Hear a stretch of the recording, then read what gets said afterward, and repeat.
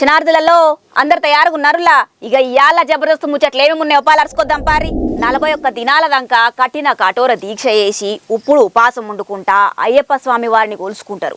ఆపద్బంధుడు నువ్వే మా కష్టాలు తీర్చమని ఏడుకుంటారు.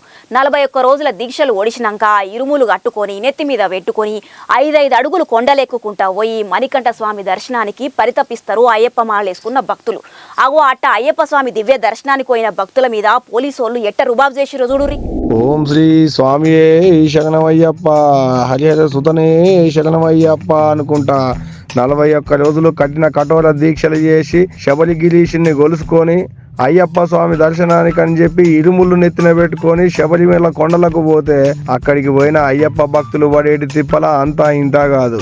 ఇగో ఇట్ట దర్శనానికి పోతుంటే నడుమిట్ల పోలీసు వాళ్ళు అడ్డం తిరిగి తాళ్ళు అడ్డం పెట్టి దర్శనానికి పోకుండా అడ్డం పడ్డారు. అన్నింటికంటే పెద్ద ముచ్చట ఏంటంటే అయ్యప్ప దర్శనానికి పోయేందుకు ఇడిచిపెట్టమని పోలీసు వాళ్ళని గట్టిగా అడిగినందుకు అయ్యప్ప స్వాముల మీద లాఠీ తులిపించారు పోలీసు అన్నలు. ఇగో ఇట్లా తాళ్ళు అడ్డంగా కట్టి గంటల కామానం నిలబెట్టిరు. నెత్తినున్న ఇరుములను చేతుల పట్టుకొని భక్తుల మీద అయ్యప్ప స్వామికి ఎప్పుడు కనికరం కలుగుద్దో లోపలికి ఎప్పుడు పోనిస్తారో ఎయ్యి కళ్ళతో ఎదురు చూసుకుంటూ నిలబడ్డారు పాపం భక్తులు. ఇక ఇదంతా ఇట్టుంటే అక్కడికి పోయిన భక్తులకు నీళ్లు నిప్పులు లేక కన్నమ్మ కష్టాలు సీతమ్మ శరలు పడ్డారట.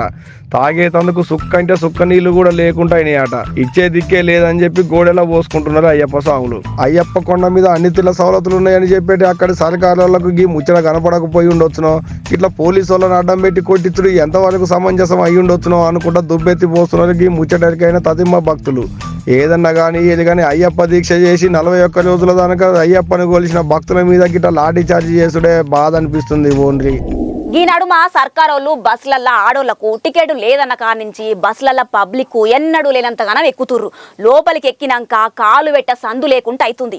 1 కాదు 2 కాదు, ఎన్ని బస్సులు వచ్చినా అదే కథ అవుతుంది.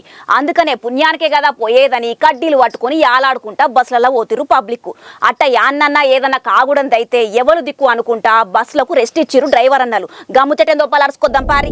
బస్సులు బస్ స్టాండ్లల్లో డ్రైవర్లు కండక్టర్లు రోడ్ల మీద డ్రైవర్ అన్నలు కండక్టర్ అన్నలు ధర్నాలు చేస్తున్నారు. ఏమో సర్కారు జీతాలు గిట్ల ఇయ్యట్లేదా అనుకునేరు. అట్టేం కాదు, పోత బస్సులల్లో ఈ నడుమ బస్సులల్లో ఆడోళ్ళందరికీ పుకుడాకే తీసుకుపోతాం, రూపాయి చార్జ్ ఇవ్వకున్నా ఏం లేదని సర్కారు ఆర్డర్లు వేసిన కాంచి ఎగబడి ఎక్కుతున్నారట బస్సులు. కాలు పెట్టేందుకు సందు లేకుండా అవుతున్నాడ లోపల. అందుకనే ఇట్లా పోతే దొరకదోనని డోర్ల నిలబడి కడ్డీలు పట్టుకొని ఆలాడుతున్నారట. ఆడోళ్ళు మొగోళ్ళని చూడకుండా ఎవరు పడితే వాళ్ళే. అట్లా కాలుదారో చేయిదారో ఏమన్నా కింద పడితే ఎవరిని అంటారు, మమ్మల్ని అంటారు కదా.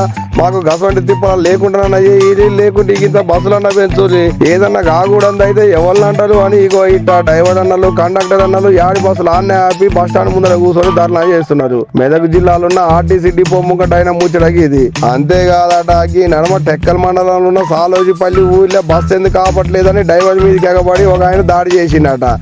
అందరు ఆడోళ్ళే ఉండే సందే లేదా ఇంకేడకపోయిండు ఆయన. ఇట్లా మా మీద లేనిపోని దాళ్ళు అవుతున్నాయి, లేనిపోని బదనాములు అవుతున్నాయి. ఎవరన్నా కాలో చేయో దాని కింద పడితే మమ్మల్ని అంటారు.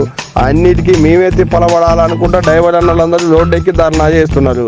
మరి చూడాలి ఇలా బాధలు ఎన్నడు తప్పుతాయో ఏమో గాని ఇల్లు పోయి తగిలిచ్చినా వీళ్ళకే దండగాయ, అవతల కాలో చేయో దాని కింద పడ్డా వీళ్ళకే దండగాయ. ఏం చేస్తారు పాపం డ్రైవర్ అన్నలు మాత్రం.